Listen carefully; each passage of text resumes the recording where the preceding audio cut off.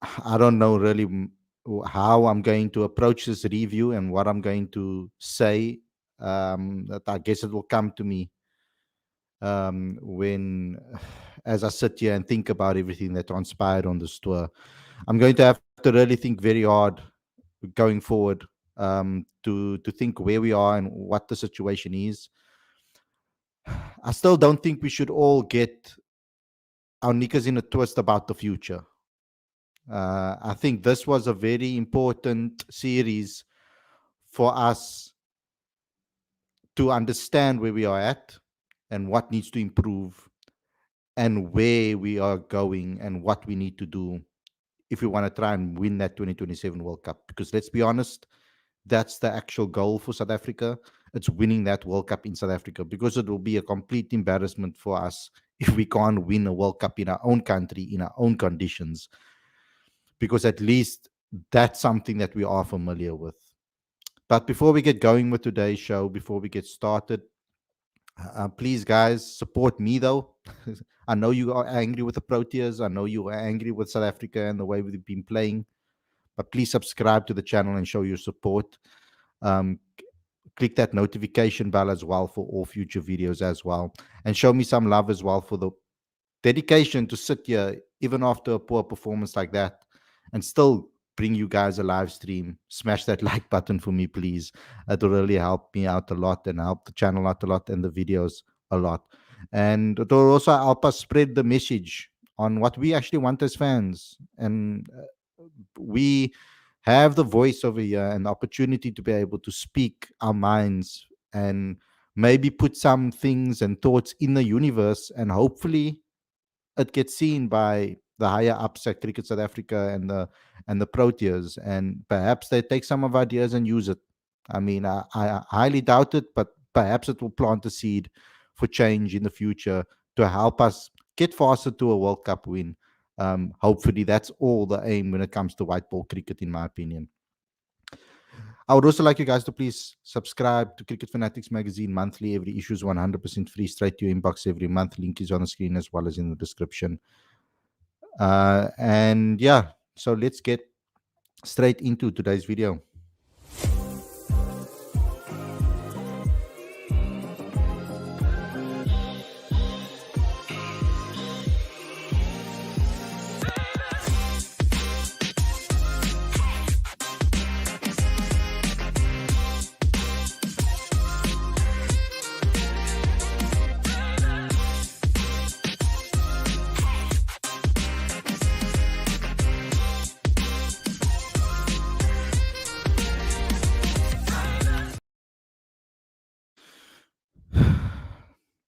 Bad evening, everybody. Welcome to Cricket Fanatics Magazine.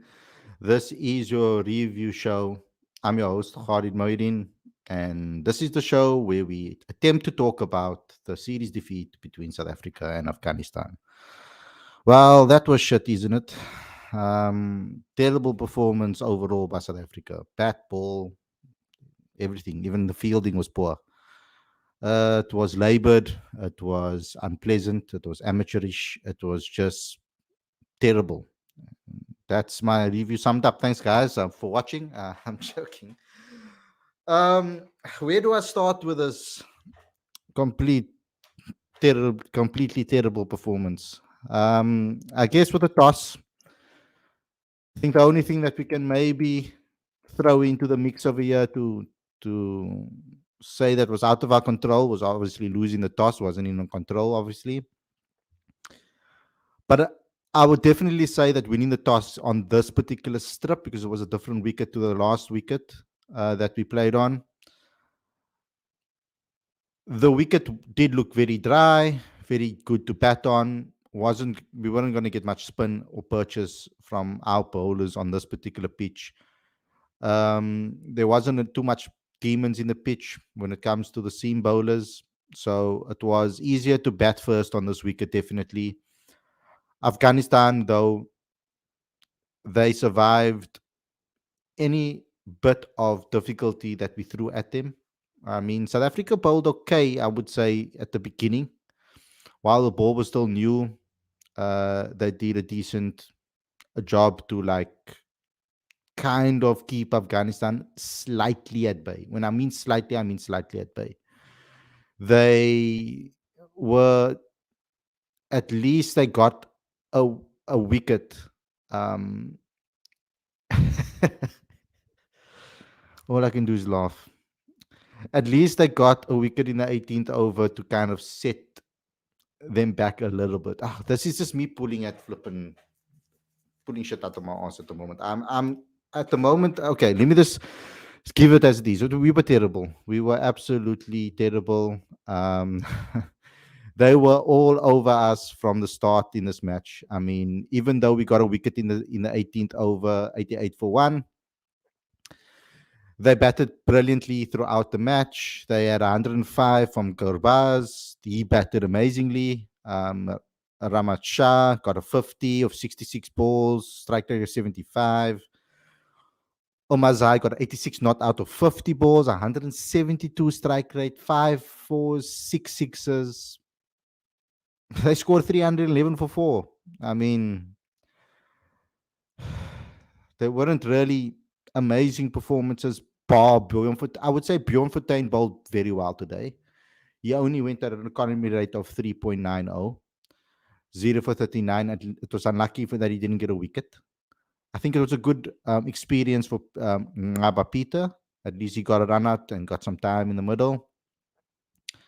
Um, Other than that, the seamers they were okay, but not good enough.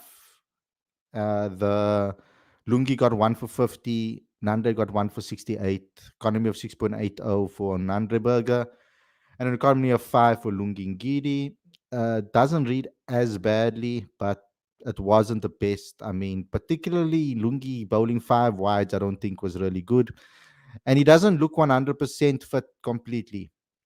So that's also an issue that is creeping in. He needs to get himself to peak fitness for him to be at a level that South Africa can use him more often. Because when he is 100% fit and fully flying, he's a very dangerous bowler, I think, and we can utilize him with regards to his variations and all of those things as well. With the bat, once again, foreign territory, spinning conditions, the pitch obviously became a lot more difficult to bat on against spin in the second half. But there were enough players in this team, I feel, that have had experience against spin and should have been able to combat the opposition and to be able to handle what was on offer. Okay, Rashid Khan bowled brilliantly on his birthday. Happy birthday, Rashid Khan. Got 5 for 19, 2.11 economy rate. And he was the main reason why we lost this game. I have to say he was a large portion of the reason why we lost this game. Yes, Karoti bowled well as well for his 4 for 26, but Rashid Khan kind of set him on his way and made things difficult for South Africa. He bamboozled basically everybody. Tony Rizorzi, 31. Aiden Markram was bowled at the end over there, bamboozled. Tristan Stubbs. Okay, maybe Tristan Stubbs' wicket was a little bit, I think, perhaps unlucky.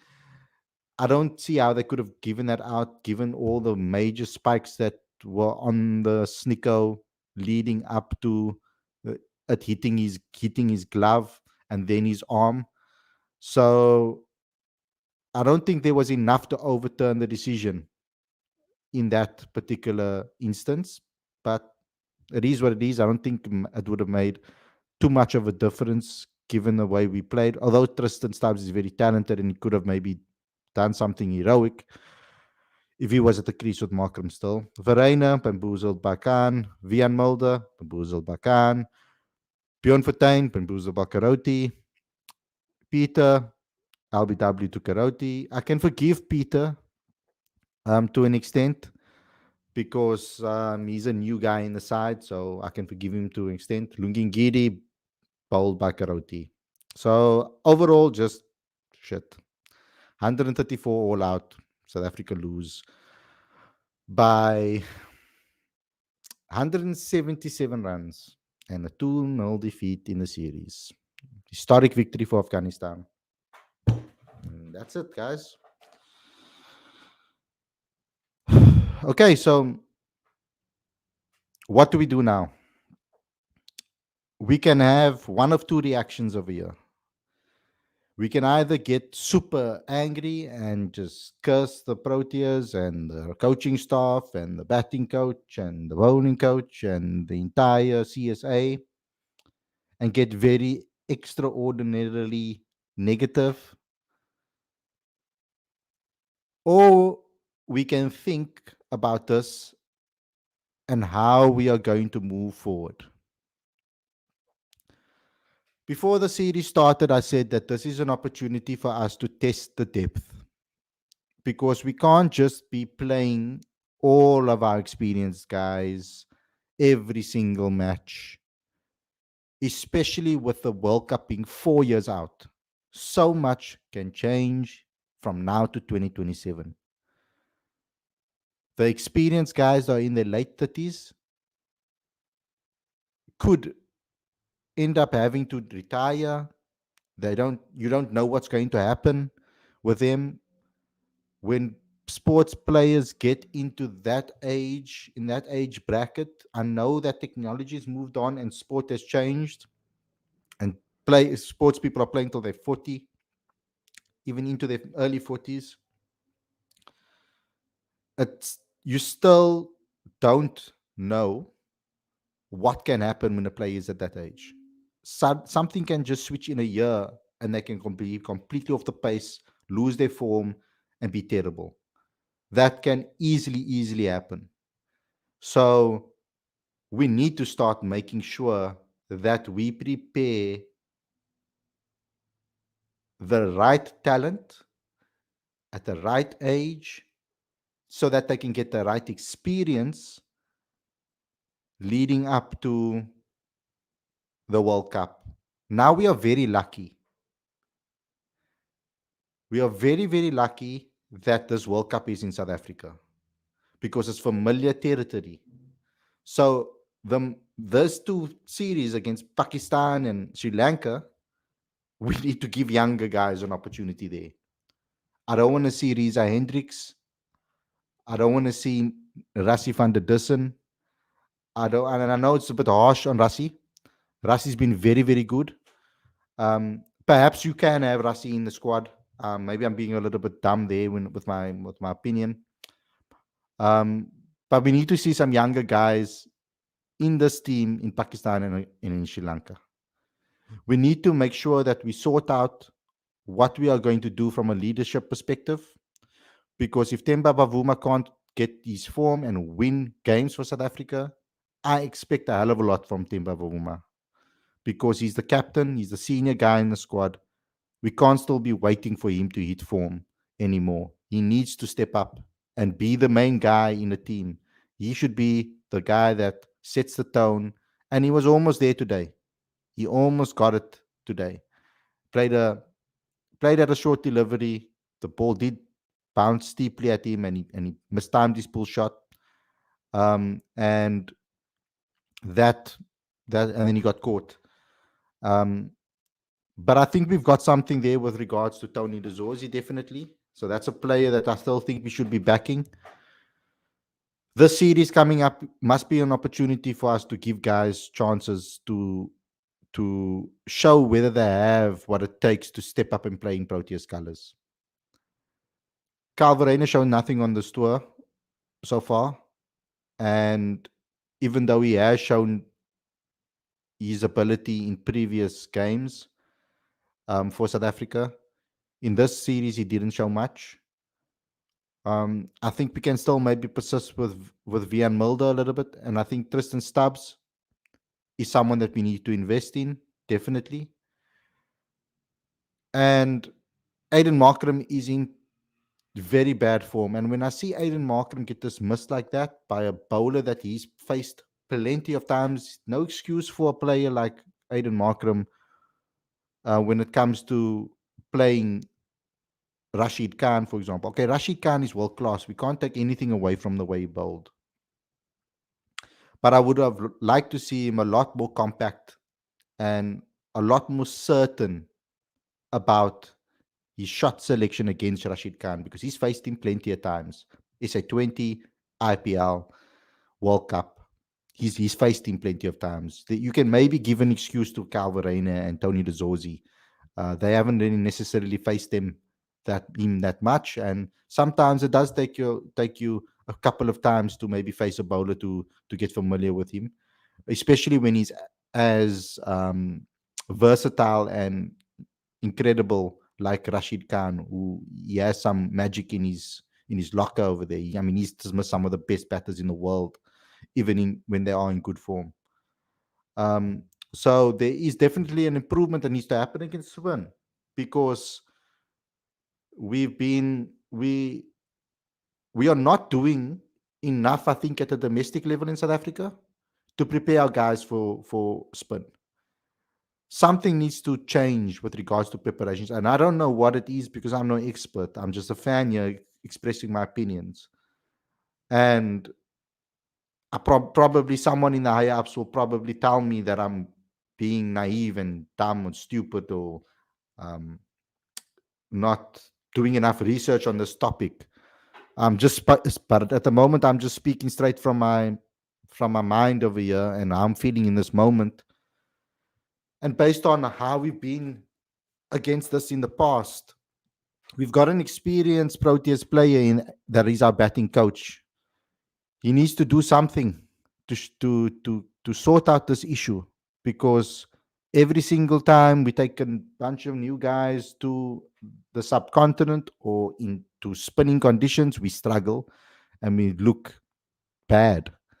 I mean, without David Miller and Heinrich Klaassen, we struggle against spin. It's crazy. So that's something we need to sort out. Whether it be camps, we need to invest. Take that SA20 money that we're getting and invest that into spin camps for our youngsters already at 19, under 19. As soon as they come through the system and get their rookie contracts for Western Province or for the Titans or for wherever, start putting them into the academy and start sending our high performance academy players to spin camps in India or something. Invest that money in development. I feel that this country is going towards investing a hell of a lot of money into the T20 game. And if we don't win the T20 World Cup in the next couple of years, it's going to be backfire on us. And then we are going to be crap in all formats. I think we're heading in the right direction with Test cricket, though. I think we are strategically thinking things through with regards to selections and stuff like that. Over here, we are taking the best players we can find and giving them chances, and I understand that mentality. And of course, we're going to have on this process. I think as fans, we also need to realize what process we are in at the moment. We are in the phase of we definitely in a transition, because we never took the opportunity to utilize the legends of the past when they were still in the Protea side. We never utilized that chance to bring youngsters into the team when AB and Faf and Alga and Vernon Philander and Dale Steyn and all of those experienced guys were in the side. We never utilized Quinny, even you could say throw him into the mix as well. We didn't utilize that period of time when those guys were still there to start the process of finding the next talent and then start blooding them in to the team. We need to do much better at identifying talent early. You can already see when a player is 19, 20, whether their technique is going to hold up or not. And we need to start making sure that we get hold of these youngsters at the right stage of their career and giving them the right advice at the right stage of their career. Their priority should be based on what they are most likely going to succeed in first.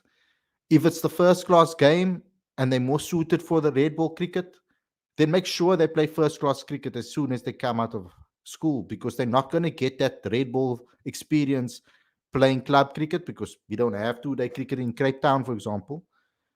And They're not going to be getting a lot of experience playing Kai Majolo week anymore because they took away the time cricket. So they need to learn in domestic cricket, first class cricket. They're going to have to learn in 4-day cricket immediately. So we need to start investing and taking these guys, identifying them early, and then giving them the chance to experience, to improve their game. And then more needs to be done at a high performance level with regards to tours. Send these guys away. Allow them to be able to experience these conditions from a very early age. And I remember back in the day when Coach Shukri was still the coach of the under 19s and the high performance academy and the emerging sides, he was asking for tours to India. The SAA team were playing, they were traveling and going to play. I remember Bryce Parsons went to, I think he went to India or he played in England or whatever the case may be. There were tours happening for these youngsters and these emerging players, and the under 19s were going on tours and facing these weird conditions and strange conditions for them. So those things need to take place.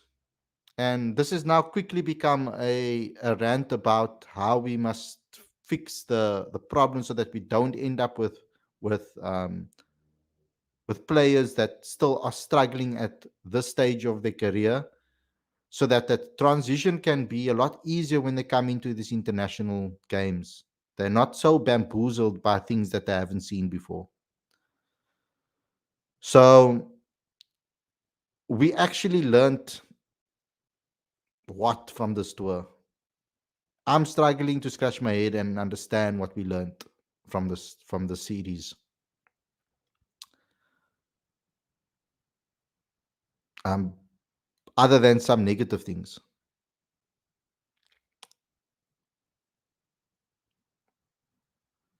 Yeah, I'm gonna get into the live chat. Please smash the like button, guys. And if you're coming in and you have not subscribed yet, also please subscribe to the channel. Click that notification bell for all future videos. The lines are open if you guys want to call in, and I'm gonna give you your time to rant and listen to your thoughts and what you guys have had to say. Guys, there are too many comments, so I can't get to the ones right on the top. So if you guys want commented at the top and you want me to read out those comments, throw in a super chat and I'll read them out. I'm going to have to start here at the bottom because a lot has been coming in. Starting off with Lawrence, he says CSA should do everything they can to get Quentin Cook out of retirement, man. We can't have a gem like that just sit around at home. His decision, yes, but I'm sure we can come up with a solution. He's 30 years old. I don't think we're going to convince Quentin from coming back to ODIs. Tex says Ryan is the only one I think right now who has the potential to be like Quinny. Tex, there is no sample size of that.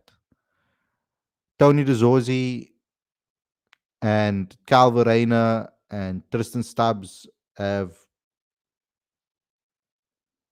had better domestic seasons last season than Ryan Rickleton. And Ryan Rickleton, ever since he put on a Proteas jersey, has not yet come to the party. So we only have that to see. We've got a series against Ireland now to be able to see what a guy like Ryan can do. If he doesn't perform there, then we need to start questioning whether he's ready for the Proteas or not. And generally speaking, he will always take that challenge, and he's the type of guy that will take that challenge and obviously make things happen. He has a very strong mentality, and I do believe in his mental game. And he's going to have a chance now against Ireland. Now, some of these guys are going to have another go. Tony DeZorzi, Cal Verreina. I don't think we can't also be completely reactionary and say, okay, should they shut, they must be dropped. Um, we must also remember that the World Cup is going to be to think strategically about this as well. The World Cup is in South Africa, in South African conditions. These players have played their whole life in South Africa and they understand the conditions to a T. So us failing against these players failing against spin now in ODIs, is it really going to bother? Is it really going to be an issue when we play the World Cup? We need to think of that strategically as well. So we're not playing in the subcontinent. We're not going to get wickets that turn like this in South Africa. So, Is it okay? Do we take that into consideration and then start thinking about rather when we have tours like this, think of it strategically and say, look here, we've got an tour in Afghanistan. These players are going to have to, um, in ODIs, give Deva Brevers a chance, maybe give the likes of um, Mikhail Prince, maybe throw a Jordan Herman in the mix of a year, let them learn from this experience so that when the next major series or tournament comes around, when we have to travel, these guys have had some games under their belt. So we need to think about things strategically like that, I think, as well. Uh, because the games against Ireland essentially should be just confidence boosters and confidence builders. I'm not saying that Ireland's not a good team or anything, and I'm not going to say we must never underestimate any team because we've seen what happens when we do that. But it should be a confidence boosters for these guys. And how much are we actually going to learn if we smash Ireland? What would we have learned of that from that experience? I don't know. Nothing, basically. We're going to learn a lot more about this team against Pakistan and Sri Lanka in South African conditions, by the way, because that World Cup's coming. So these players now that played in this tour that are French players, they're going to have very good series against Pakistan. The pressure's now on. If they did well here against Afghanistan, the pressure wouldn't have been as heavy to perform in these two series now coming up. They're going to be under tremendous amount of pressure to perform before fans start getting on their backs. And I'm just trying to protect them over here, ultimately. That's what I'm trying to do. Neil Govender coming in with a super chat again. Thanks so much, Neil. You're always a great supporter of the channel. Neil Govender says cricket is dying in all secondary nations, i.e., not India, England, and Australia. It's an ICC problem of fixture mismatching, disparity in financial distribution. Look at how poor Pakistan, West Indies, Sri Lanka is. Yeah, it's also the countries themselves, and what we're prioritizing as well. I lost my place now. Ibi says we lose because we drop no number one all rounder Pehlakwayo. Sam says even Ngaba Peter has good defensive technique than Riza. Ibi says Pehlakwayo would have scored 100 today. Life after Quinny is so hard. Sabir LOL. All we can do is laugh. Peter was gonna make 100. Burhan says Bedingham, Bretsky, Brevis, the three Bs. It's a pity that Matthew Bretsky is not getting a chance to play in the ODIs for against Ireland. Um, yeah.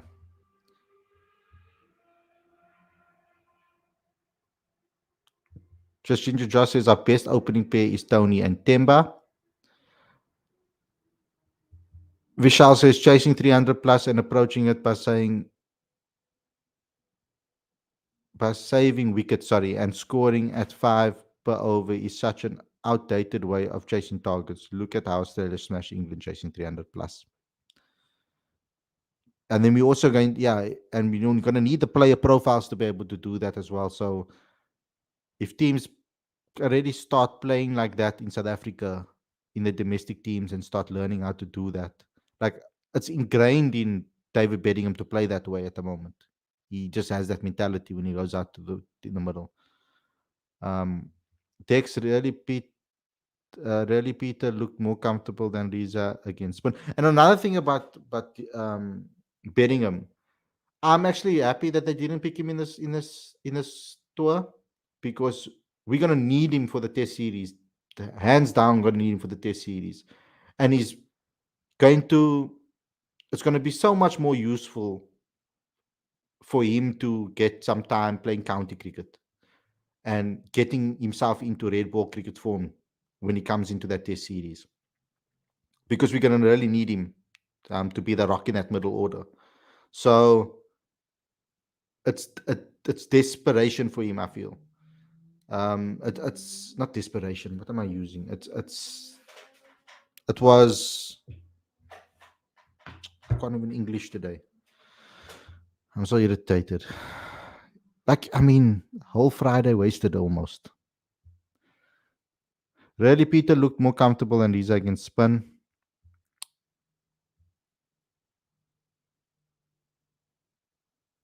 Peralvi says we need. Is that how I pronounce it? I don't even know. We need to give young players like Riza Hendricks more chances to make an impact. He is a big prospect for the future. No, yeah, I know you're being sarcastic, bro. It's one thing giving newer guys opportunities, but giving guys opportunities and losing at the same time isn't on. Losing has become a habit now. 6-0 versus West Indies, 2-0 already versus Afghanistan. Not good enough. I'd rather lose with younger players than lose with older players, to be honest. Ibi, maybe they should have sent the A side with Beretsky. They should have would have done better, says Ibi. Remember that we kind of only need like I've said it many times, we need like a couple of players to come through and put up their hands so that we have a full squad. But are we overreacting a little bit, maybe, given that the World Cup is in South Africa? That's maybe a question. Maybe that's a good poll. Let me put that up. Um,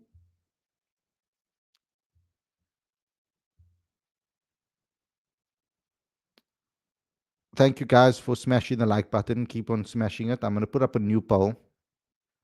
See what you guys have to say about this. Um, in poll. Come on. Start new poll. Are we over? Okay, wait. No, that's a stupid question. Maybe I should say, um,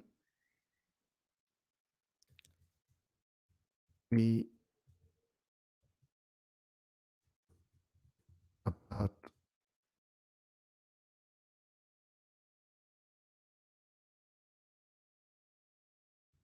overreacting given that the given that the World Cup is in SA. Let's see what you guys say. Oh, flip. Mistake in the it's are we guys. So sorry about my spelling over there. Let's see what the poll says. It's going mad at the moment. So let's see. I'll give you guys like a couple of minutes and continue reading out the live chat while you guys are answering that question. Okay, I'm gonna go right to the bottom, guys. I won't be able to get to everything. There's way too many, but thanks a lot for being so active in the live chat. And Neil Governor for the super chat. If you want your chat to be read out, you can contribute with a super chat, and I'll be forced to read it out. Let me just come here towards the end, so that I can get people's comments. They want more Brewers, but more from Brewers, but England, Australia, they just see talent like Jake Fraser and Jacob Bethel. They didn't play domestic cricket games much, but throw it into international. But Rob will make back only Riza. Polly is really tearing the players apart in post-match analysis. He's right to do so. When is Bangladesh Test series? Are we gonna be destroyed by spin? I don't think it's happening anymore, if I'm not mistaken. I don't think it's happening anymore.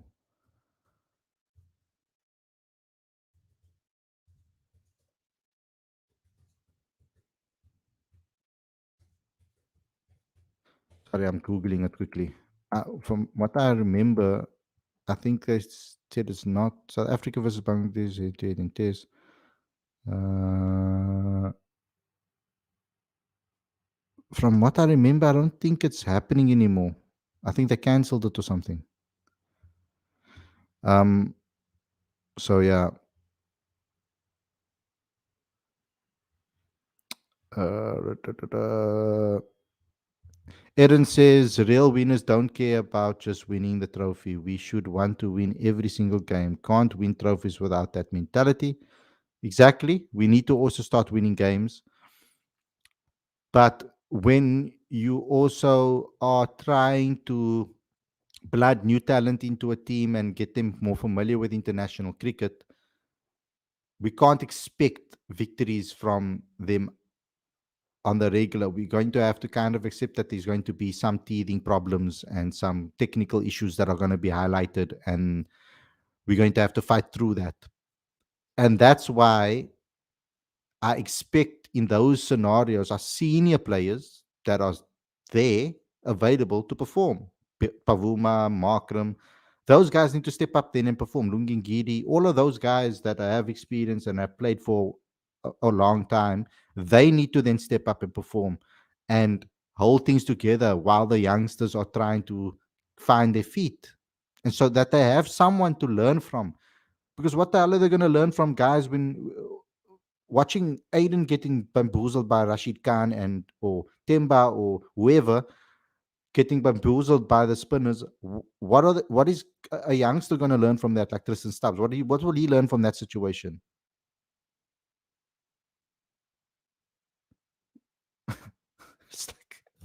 It's like I don't even know anymore. I've been following this team for so long, guys. Here, and I am so tired of these type of streams where we negative. Like I just want some positivity back. I just want to be more positive. That's why I started my other channel. This is exactly why I did that, because I needed something that makes me happy to talk about. So, because damn, this has been strenuous. Like it really has been. Like it's insane. Um, Ikram says now the Proteas need to win the Champions Trophy. Maybe then they will be forgiven. Of course, the Champions Trophy victory would obviously make us positive again. Waka says we won't be winning Champions Trophy with this type of performances. Markram got no killer instinct. Look what Maxwell did from a similar position and with the World Cup pressure. Sam says guys who should be new batting coach in white ball setup before Champions Trophy. Who should be new batting coach in white ball setup? I haven't seen much change in the way we played. We have batted since JP Dumini took over as coach. Really, it's not like I haven't seen anything outstanding happen to anybody from a development perspective since he's taken over from as white ball coach.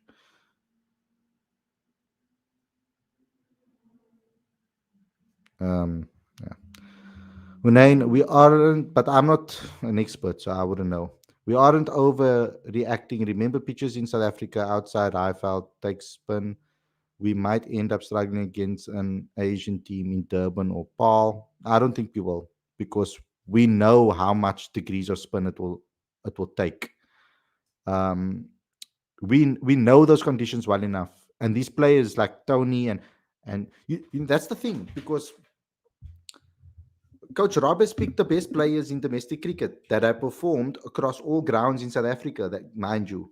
So even against our best spinners, these players have played really well. I watched Tony Rizorzi, Calvarino destroy opposition spinners in their own conditions, like in Durban, for example, or in PE when the wicket's turning. I've seen them perform and play extraordinarily well. But our spinners here in South Africa have nowhere near as good as Rashid Khan. Like they're not even close. And we don't have wrist spinners. So that are in that level. This is a fact. Lawrence Calvarino needs to sort out his technique for years in international cricket, and he still gets out the exact same way all the time. Just bowl it straight at the stumps, and Bob's your uncle. Poor.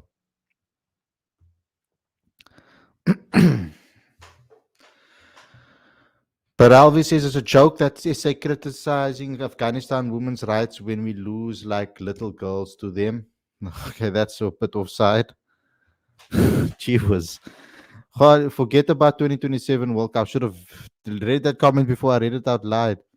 Khalid, forget about 2027 World Cup. There will be a lot of transformation and political selection for the squad of 2027 World Cup. 6 to 7 BA players could be in 11. Black African players could be in 11. Read a piece about it a month ago. I read a piece about it a month ago, but I haven't necessarily implemented it fully yet. And that shouldn't be an issue. It shouldn't be an issue. There are a lot of players of color that are coming through the system that are actually good. We just need to make sure that we pick the right ones when we do the selections, etc.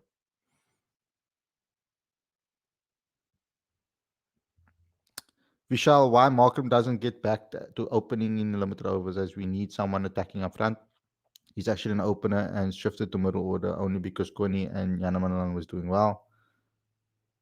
We've given Markham opportunities everywhere in the order, up on top, middle, 3, 4. I don't think it actually matters, to be honest. He's talented enough and good enough to be able to play anywhere in the top 4. Um, I don't think this has got to do with how good Aiden Markham is. That's the thing that's irritating me about it. This has nothing to do with his talent and ability. There's something blocking his form at the moment. And in cricket, that happens. That's the thing about cricket. Those things happen. You go through a bad dip, you go through bad patches of form, and then you start building momentum. Um, Aaron says, I think we are blooding in too many young players and shuffling the pack too much. 1 or 2 years, new years in a side is cool. New guys in a side is cool, but not half the side. The problem, though, Aaron, is that we don't play enough games for us to blood the youngsters in slowly. I think Rob understands what his 9 top players are, and he's looking to fill the gaps with maybe 2 or 3 players from the domestic setup that he can add to his squad and make them stronger. Because we need to be also fair to them. They made a semi-final in the World Cup. They made the final in the T20 World Cup and a semi-final in the ODI World Cup. So this team needs a couple of extra tweaks to it to make them really go for the trophy. So because we don't play enough games and we don't have enough tours, we need to blood as many as possible when we get the chance. Because we don't get enough games for them to actually get the chance.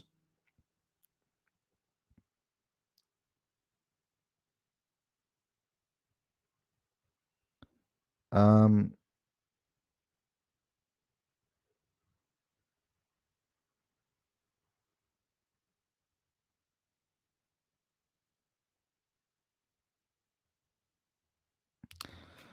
Sam says, Khalid, I will not be able to see Riza again opening in T20 against Ireland. I also don't know what happened to Riza's form. He ODIs he hasn't necessarily ever found great form in ODIs where we can say, oh my God, wow. But in T20, he had a patch. I mean, he won T20 Player of the Year at the CSA Awards 2 years now running. And I don't know what happened to his form. Ever since the World Cup, he's been struggling. He's lost his mojo. Austin Powers. We are Aaron Shora says we hardly play any cricket. Why would we have to rest Kesh and Shamsi? We rested okay because Shamsi, Kesh, they played a hell of a lot of cricket with regards to also playing both World Cups and Test cricket. Okay, not Shamsi. Shamsi, I don't know why we didn't pick Shamsi. I think that was purely because we wanted to see what Bjorn and Ngaba Peter can do. It wasn't necessarily to raise Shamsi, but Keshav, I think deserves a break. He's had some couple of injuries, niggles. He's playing with flipping bandages. Did you see how thick his bandages are on his fingers? So like we need to spare Keshav. He's getting older now, and we need him for the big test matches coming up. This unfortunately we have to prioritize at the moment. We need, and I'm just hoping that the higher ups prioritize the right things at the right times. Um, that's the thing.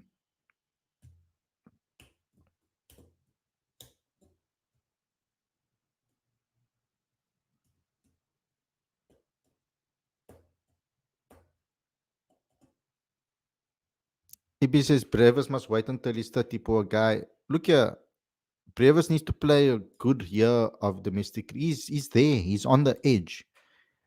A good season of domestic cricket. You see, it's not about just blooding any youngster into the team. We can't just give any youngster that we see and we say, okay, cool. He hit a couple of runs in the 90 World Cup straight into the Proteas team. That's not how it works either. They need to also assess the players, look at their shortcomings in their technique, because cricket's a very technical sport. You can tell by just watching a youngster already at under 19 level, and you can see whether he's will be good enough and how long it will take for him to be good enough. For example, I saw Tristan Stubbs when he was playing under 19 Kai Majolovic, and I could instantly see already that this guy was going to be a good player because of the way he, how comfortable he was to play all around the wicket. He was already hitting the ball in playing multiple different shots at that age already. So you could almost already see that his technical ability was very high. Deva Brevis wasn't a 360 player.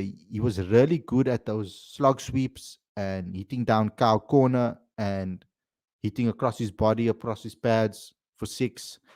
He was really good at those shots, but were some technicalities that he needed to sort out in his game. And he's extremely talented and he has a great mental strength and humbleness to him. But I feel that a guy like Dewald we need to be careful with because you can dent his confidence like that if you throw him into the wolves too early. Let him play domestic cricket, play first class cricket for a full season, play list A cricket for a full season. Okay, he's now had some time in list A and T20 cricket. They've given him now a chance in T20 cricket already. Hopefully they give him some more chances there. And let's see how he develops. But I really think first class cricket is going to turn that boy into a superstar for South Africa. Honestly, first a good full season of first class cricket, another good full season. He's gonna grow leaps and bounds with the coaching staff that is at the Titans. He's going to grow leaps and bounds. Neil Governor, thanks a lot again for the super chat. What is the priority of SA cricket? To somehow win an ICC trophy, focus on Test cricket, make money from T20 franchise cricket. I can't see a plan. Not sure if you can see the plan to bank on. So at the moment, the aim is always going to be to try and get to the top of world cricket, win ICC events, win Test series, and win the Test championship. So for the Test side, we've lost a hell of a lot of experience in a very short space of time. We need to be mindful of that.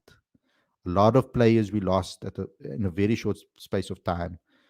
So slowly but surely, we're going to need to start finding the replacements for those guys and start giving guys chances to be able to develop the game because Test cricket is the hardest form of the game. And I think so far, Coach Shukri has been doing a very good job with identifying guys that are going to be ready to be able to step up at that level. I do see plans being implemented. And so far, we have rewarded players. We can't be saying as fans right now that we haven't rewarded players that have performed in domestic level. That's definitely been happening. They've been giving guys chances at the emerging level, SAA level. For me to know whether the plan has worked or not, I would like to see more tours. If we start seeing more tours happening over this period right now, then we know that there's a plan and a clear plan for us to see. And that's going to be dependent on having funding and all of those type of things as well. So I don't think things are as bad as how we feel right now after an Afghanistan defeat like this. It's not as bad as that. Remember that we made a semi-final in the ODI World Cup. We made a final in the T20 World Cup. Those are things to be extremely proud of. There's been progression in the white ball format. We're starting to find our feet to an extent in Test cricket. This two series against Sri Lanka and Pakistan is really going to tell us where this Test team is at. We've found some players that have impressed us so far, and we're just going to have to need to see more consistency from them. Yes, we've given some opportunities to guys that have failed, and yes, we've given some players opportunities that don't deserve it, perhaps.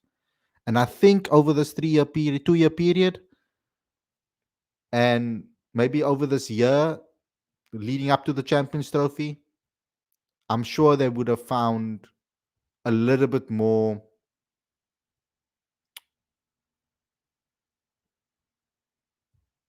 structure. I don't know, structure. I think they would have found the players that they actually are looking at. Unain says number 3, 4, and 5 are guys like Jason Smith who looked absolutely clueless against spin. To lose us badly in 2 games is really disappointing. It is. Like, I would have. That's what I'm disappointed about, is how badly we looked and how badly we lost.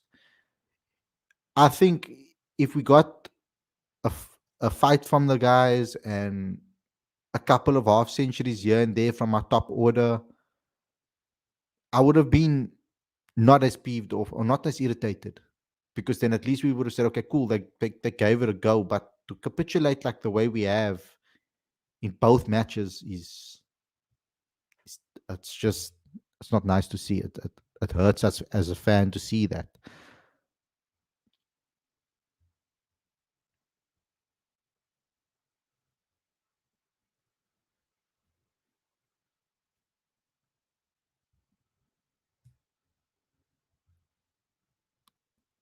But Alvi, well, bro, then you need to go read up on the history of South Africa and really educate yourself on that. You won't understand transformation if you don't understand the history in this country, and especially the history in the sport of cricket in South Africa. So go do some research on that and see why they wanted to implement it. And if you actually read up and you have a heart, you would actually realize you'd be able to accept it. Maybe not agree with it, but you'd be able to accept it at least. SA17 says we need to drop Andile, Riza, and even Bjorn Fortuin. Don't we have another spinner? He has no variations and fails to pick up wickets like Maharaj. We need pick Linda or even try Thomas Carver. Thomas Carver needs to perform domestically in Division 1 if he wants to get selected for South Africa. I don't buy this whole, oh no, he's playing SA20 and he takes a couple of weeks in SA20 and now he must get picked for South Africa. Like, he needs to do that. He needs to play a full season of domestic cricket in Division 1, get picked, and then play some SA 8 tours and emerging tours to get himself into the team. We tried the whole straight from SA20 to Proteas and with Donovan Ferreira, and he's struggling to adapt at the moment. So we mustn't underestimate the importance of being consistent in your domestic tournament first before getting a call up to South Africa. Go earn your spot there. Go earn it. Go to the trenches and earn it. That's what we need our players to have, is fight and guts and guile, and go out there and go fight for your spot. Go back to the trenches and go earn your spot. Go perform when it matters most, because that's what's going to create the winning mentality. We need to get over this bullshit that players feel entitled to selections. They need to fight for it, and earn it. And one good season in domestic cricket doesn't mean that you're the bread and butter of South African cricket. Go do it consistently over a few seasons, perform in the biggest moments, stand up and perform. Do what Tristan Stubbs has been doing. Go perform in big moments for your team. Grind away. Don't complain. Don't moan about whether you're getting selected or not. Just put your head down and work hard, and then and show that you deserve to be picked. Um, Rather than complaining when you don't get picked.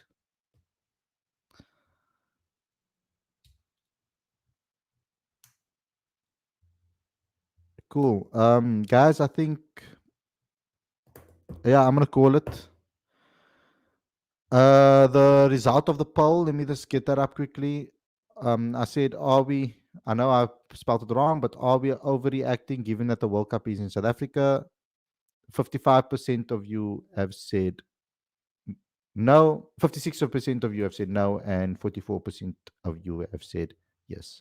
I don't think we can completely ignore the fact that we are playing in South Africa when we prepare for the World Cup. Jed says, bro, I think we need to stop sugarcoating what the situation is right now. I understand that we don't play enough cricket, but this is actually sad. I'm struggling to see the depth after our first 11. And yes, and that's the problem at the moment. And that's why the coach is searching for those next players. Remember that the players that have been given chances, I don't think have been given enough chances for us to be able to judge them quite yet that they're not good enough. So I think more opportunities still need to be given to the likes of the guys that have been given chances right now. Hunain, I can't find your question, bro. Oh, yeah. Who bowled better between Karote and Fortuin today? Obviously Karote. it's not even a it's not even a question.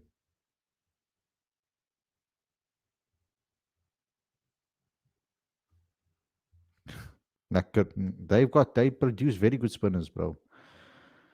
Um David Bellingham is a must in limited overs ODI cricket. Give him a chance in ODIs at the earliest so that come 2027 we have attacking open in middle order. You see, with David Bellingham, I don't think he needs to get too many chances in ODI cricket. He's so comfortable with his game that you can select him 2 years out from the World Cup and give him a chance to find his rhythm and momentum, and he'll fire. I think that what's more important for David at the moment is the test arena. He needs to help us win test matches, bro. That's very important to our development as well. Balvi says, I don't agree with you. You're saying players need to go back to work hard, but how can players like Peter and Mapaka be shot up the ladder so fast? The reason why Peter and Mapaka were shot up the ladder so fast is not because of their skin color, which is what you are insinuating probably. It's because the we lack bowlers that bowl 145 plus that are left armers in the country, and we lack wrist spinners in the country. Ngaba Peter they've done exceptionally well at the different levels. They've shown their ability with the ball in both formats. But it's very different for a bowler and a batter. We can't compare them. For bowlers, they don't need to toil away at domestic cricket for years before they get opportunities. If they have the raw pace or they have a raw talent like Rispin, something that's different, or they have something that steps up and stands out, you can throw them into the mix. We've done that with Gerald Coetzee, we've done that with Marco Jansen, we've done that with Kagiso Rabada, we've now done that with Naba Peter, and we've done that now with Gwena Mapaka. With batters, it's a lot different. There's so much technical things that they need to learn and get familiar with and adapting to conditions that they can only get by playing in the middle. Whereas bowlers can improve their technique, they don't need to necessarily travel all over the world and for a couple of series and play on the surface a whole lot of times to know how to manipulate the ball, um, and how to utilize their skills on a pitch. They can learn that on a tour, going and learning from Eric Simons and learning from guys like that. It's more rhythmic bowling, and batting's a lot more technical. There's a lot more flaws to work out. So that's why bowlers like that have been fast tracked.